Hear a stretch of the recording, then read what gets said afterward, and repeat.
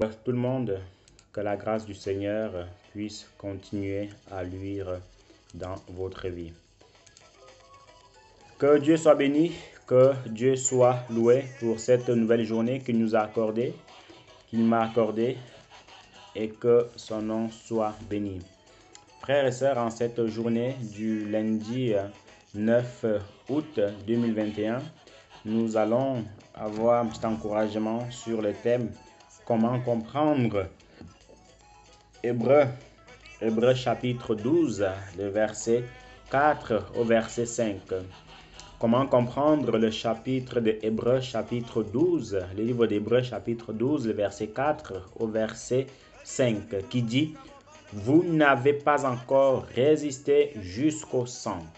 Vous n'avez pas encore résisté jusqu'au sang. » Pour cela, nous allons lire ce verset et puis un autre verset pour pouvoir mieux illustrer nos dires.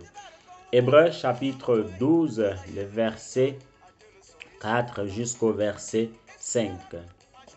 Car vous n'avez pas encore résisté jusqu'à répandre votre sang en combattant contre le péché.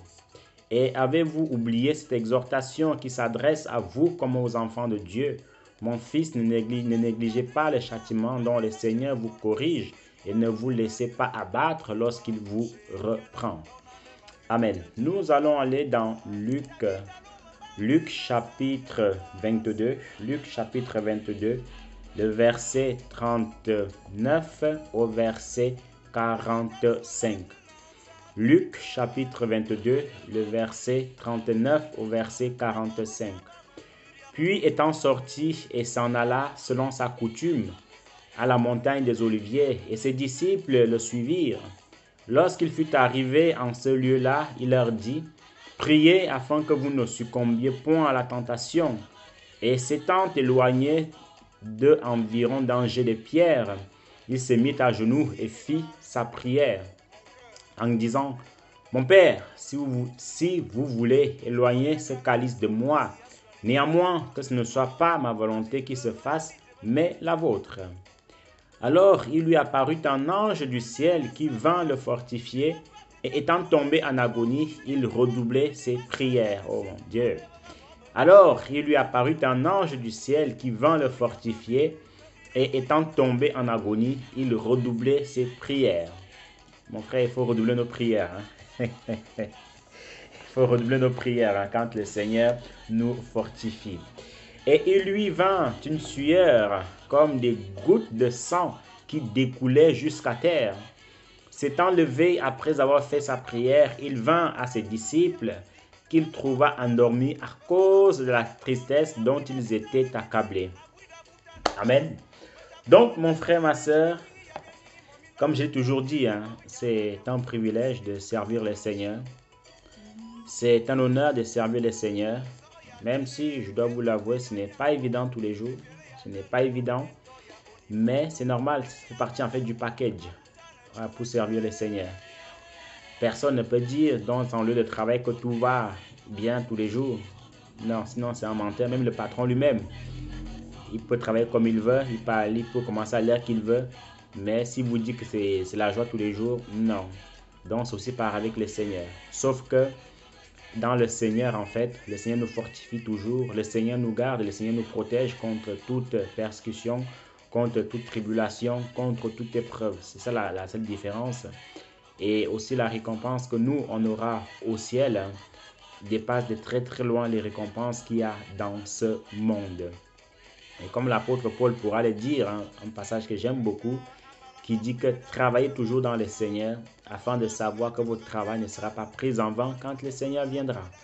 Travaillez toujours dans le Seigneur afin de savoir quand le Seigneur reviendra.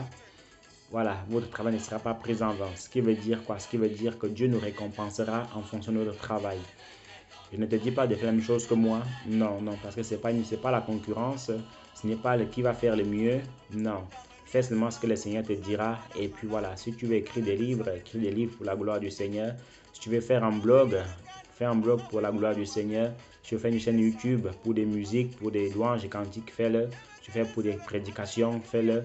Si tu veux faire ce que tu veux, du moment où c'est le Seigneur qui t'inspire, alors mon frère, ma soeur, n'hésite pas à le faire. Ce ne sera que bénéfique pour les enfants de Dieu. Ne t'occupe pas de qui verra, où est-ce qu'il y aura des vues. Non, ça c'est le souci du Seigneur. Mais ton souci à toi, c'est de vraiment en fait te mettre au travail pour le Seigneur. Et aussi très important, arrête de renvoyer au lendemain ce que tu peux faire maintenant. Arrête de renvoyer au lendemain ce que tu peux faire maintenant, parce que la Bible dit que malheur à ceux qui font l'œuvre de Dieu avec négligence. Donc quand le Seigneur te dit de faire quelque chose, fais-le tout de suite et ne renvoie pas au lendemain, parce que le lendemain ne t'appartient pas. Donc c'est très important de comprendre cela, mon frère, ma soeur. Ici, le Seigneur nous dit, en revenant à notre exhortation, que vous n'avez pas encore résisté jusqu'au sang. C'est terrible. C'est une expression, une phrase terrible qui dit que vous n'avez pas encore résisté jusqu'au sang. Je ne sais pas si vous savez ce que ça veut dire, résister jusqu'au sang. Résister jusqu'au sang, ça veut dire que tu n'as pas encore assez souffert. Résister jusqu'au sang, ça veut dire que tu n'as pas encore vraiment coulé larmes. Résister jusqu'au sang, ça veut dire que tu n'as pas encore atteint le fond de ce que le Seigneur attend de toi. Résister jusqu'au sang, ça veut dire que voilà, tu n'as pas encore vraiment été mis à l'épreuve comme au temps de Job. Non. Vous savez, comme je parlais avec un autre serviteur du Seigneur il y a quelque temps de cela, c'est que mon frère, ma soeur, il y a des souffrances dans notre marche chrétienne. Je dis bien, dans notre marche chrétienne, il y a des souffrances en fait, tu ne les vis qu'une fois. Ouais. Tu ne les vis qu'une fois. Après, une fois que tu les as vécues, c'est bon. Tu ne les revivras plus. Mais vraiment, tu ne les revivras plus. Je te dis la vérité. Écoute bien. Il y a des souffrances en tant que chrétien, en tant qu'enfant de Dieu. Même parfois dans le monde. Hein. Mais moi, je parle en tant que chrétien. Il y a des souffrances en tant que chrétien. Tu ne les vis qu'une seule fois dans ta vie. Et tu ne les vivras plus jamais. Mais vraiment jamais, jamais, jamais. Et ces genres de souffrances, quand tu les vis, c'est rude. Quand tu les vis, c'est atroce. Quand tu les vis, c'est terrible. Quand tu les vis, si tu n'as pas l'amour de Dieu, si tu n'as pas expérimenté la grâce de Dieu dans ta vie, tu t'éloignes. Tu as compris? Je recommence. Il y a des souffrances en tant que chrétien, tu ne les vis qu'une seule fois. Tu ne les vis qu'une fois, tu ne les verras plus jamais. Jamais, jamais, jamais, jamais, jamais, jamais. Tu comprends? Tu ne les verras plus jamais. Mais par contre, quand tu les vis, en fait, c'est comme si on te disait, comme on dit, il y a une expression qui dit dans le monde que j'ai touché le fond. Donc, tu étais peut-être à plus 100, à plus 100, et que tu tombes tellement bas, jusqu'au fond du trou là-bas. Tu tombes jusqu'à moins 1000. Donc, tu quittes de plus 100 et tu tombes jusqu'à moins 1000. Hein? Tu vois? Tu tombes jusqu'à moins 1000. Moins 1000, ça veut dire que si tu là, là, si tu n'as pas l'amour de Dieu, si tu n'es pas venu dans le Seigneur parce que tu aimes le Seigneur, tu pars, tu t'éloignes du Seigneur, tu vas commencer à dire que tu ne t'aimes pas, tu pars. Beaucoup sont partis. Hein? Beaucoup sont partis. Beaucoup sont partis. Parce qu'ils étaient à plus 100, donc ils étaient vraiment bien placés. Ils avaient tout ce qu'ils avaient besoin, l'argent, les femmes, l'or, les maisons et tout ça et tout ça. Mais quand ils ont tout perdu, ou quand la souffrance est venue, ils sont tombés plus bas que terre, à moins 1000. Puis encore plus bas que le sous-sol. Plus bas que le sous-sol, à moins 1000. Ils sont partis. D'autres ont résisté. Et quand mon frère, ma soeur, quand ils ont tenu bon et qu'ils ont réussi cette épreuve-là, à 100 qu'ils étaient avant, ils sont montés à plus de 10 000. Ils sont montés à plus de 10 000. Donc, ils ont quitté moins 1000. Au départ, ils étaient à 100. Dans la souffrance, ils ont touché le fond. Ils sont descendus jusqu'à moins 1000. Ils ont tenu bon. Ils ont pleuré. Ils ont prié. Ils ont usé leurs genoux dans le jeûne, dans la prière, dans la méditation. Ils ont reçu toutes sortes d'attaques, toutes sortes de bombardements de l'ennemi, toutes sortes de tentations, mais ils ont tenu bon. Et le Seigneur a dit, yes, voilà mon fils, voilà ma fille en qui j'ai toute mon affection, alors je t'élève maintenant. Alors le Seigneur les a élevés, maintenant ils sont à plus de 10 000. Et ces gens de souffrance, ils ne passeront plus jamais dessus. Et c'est ça qu'on appelle, vous n'avez pas encore résisté jusqu'au sang. Et quand tu résistes comme ça jusqu'au sang, mon frère, ma soeur, je peux t'assurer que tu es qualifié pour le ciel.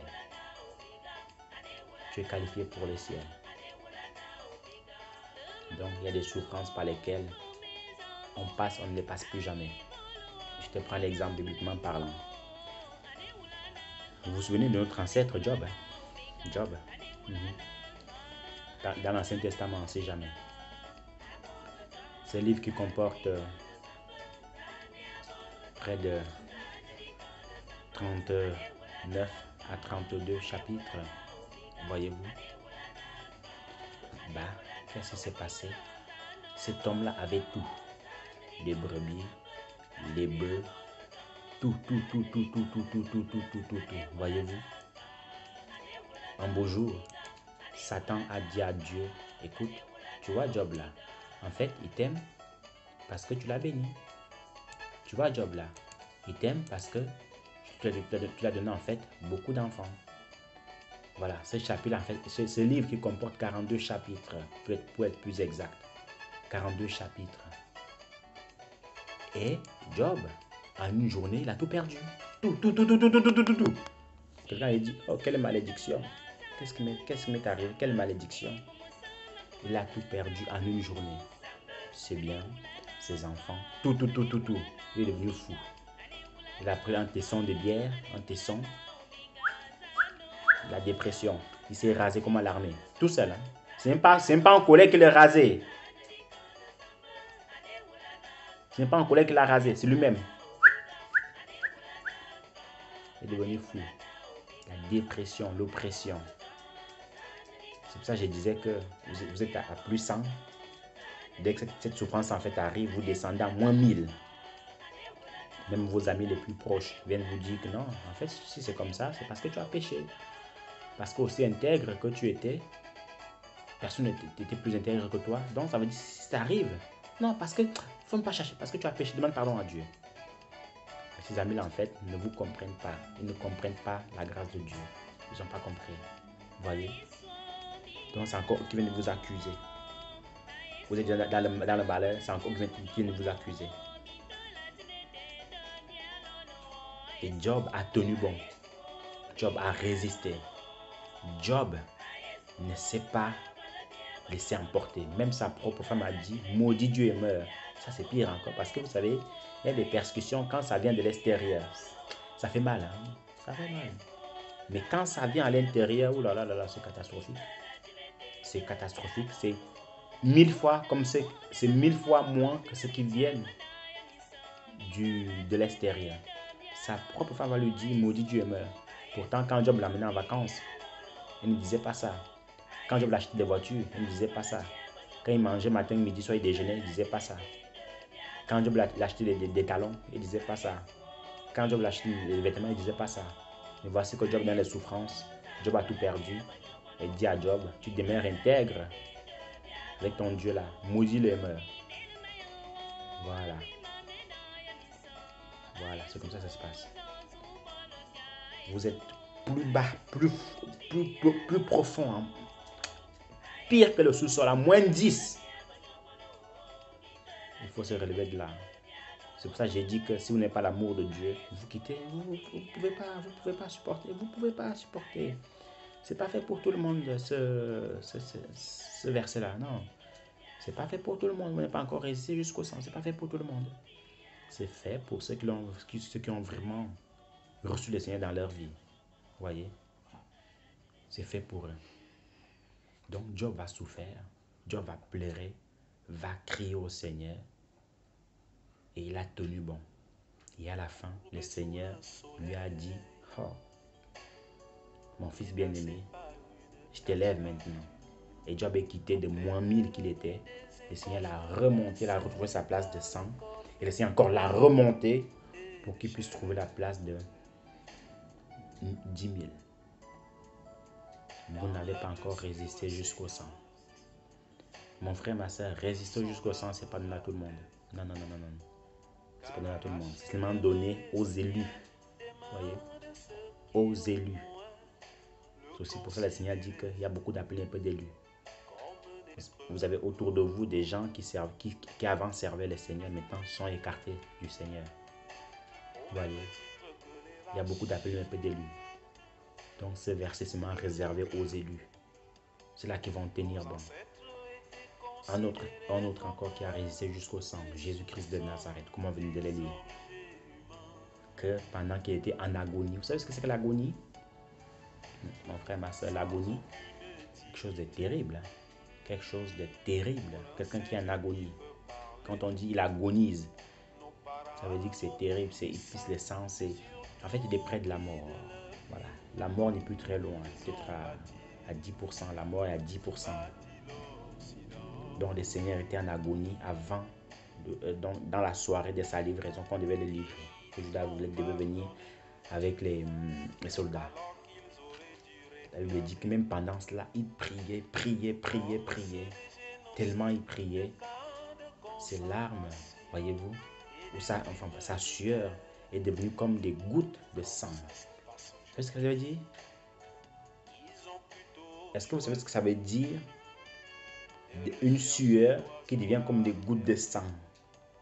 Déjà, le sang, c'est pas beau à voir. Alors, quand ta sueur devient comme des gouttes de sang, mon frère, ma soeur, il n'y a plus de mots pour qualifier cela. Mais l'ange est venu pour le fortifier. Il priait. Mais quand il a fini de prier, il s'est passé ce qui s'est passé. Il est parti à la croix pour mourir pour nous. Et il est ressuscité. Il est monté au ciel. Et aujourd'hui, il est assis sur son trône. Il gouverne tout. Il contrôle tout. Il supervise tout. S'il n'avait pas agonisé comme ça, on n'aurait pas été sauvé. Et ce genre de souffrance, il ne souffrira plus. Le Seigneur ne reviendra plus sur terre pour mourir pour nous. Non, c'est fini ça. Non, c'est fini. Il a assez souffert pour les humains. Non. C'est la dernière souffrance. Écoute bien, le Seigneur Jésus-Christ ne reviendra plus sur terre pour venir souffrir, pour venir mourir à la croix pour nous. Non, ça s'est passé une seule fois, ça ne se passera plus. La prochaine fois qu'il viendra, c'est pour l'enlèvement, tout simplement. Job aussi l'a souffert une seule fois et c'était fini. Donc mon frère, ma soeur, comprends qu'il y a des souffrances que tu ne passes qu'une fois. Mais si tu réussis l'épreuve là, je peux te dire que tu es qualifié pour le ciel. Je peux te dire que le Seigneur va t'élever puissamment et grandement. Et c'est là que va s'accomplir ce verset qui dit que c'est la bénédiction de l'Éternel qui enrichit et ne la fait suivre d'aucun chagrin. C'est la bénédiction de l'Éternel qui enrichit et ne la fait suivre d'aucun chagrin. Vous voyez un peu? Donc, il faut, dans ce cas, souffrir, tenir bon. N'oublions pas, vous n'avez pas encore résisté jusqu'au sang. Les apôtres aussi, en fait, ont résisté jusqu'au sang. Ils ont tenu bon jusqu'au bout. Ils auront leur récompense au ciel. Donc, mon frère, ma soeur, peu importe ce qui se passe dans ta vie, peu importe le niveau de difficulté, peu importe le niveau d'épreuve, le niveau de persécution, tribulation, tentation, tiens bon. Tiens bon. Quand on parle de sang, ça fait penser au sacrifice. Donc, tu dois te sacrifier pour les choses du Seigneur. Tu dois te sacrifier, te livrer pour les choses du Seigneur. Tu dois tenir bon pour les choses du Seigneur. Il faut le comprendre. C'est très important. Te sacrifier, te livrer pour les choses du Seigneur. Et quand tu sois cette épreuve-là, le Seigneur va grandement t'élever. Le Seigneur va faire des merveilleuses choses avec toi. Ne fuyons pas nos responsabilités. Ne fuis pas tes responsabilités. Tiens bon jusqu'au bout. La couronne n'est plus très loin. Tiens bon jusqu'au bout. T'occupe pas des autres. Occupe-toi des choses du Seigneur. Donc, voilà un tout petit peu, mon frère, ma soeur, l'encouragement que le Seigneur avait pour nous en cette journée. Tenons bon, priez beaucoup pour moi, pour que le Seigneur continue à me garder, à m'inspirer. Et si vous avez des commentaires, des choses à dire, n'hésitez pas. Il y a la fenêtre commentaire, hein, l'espace commentaire qui est en dessous.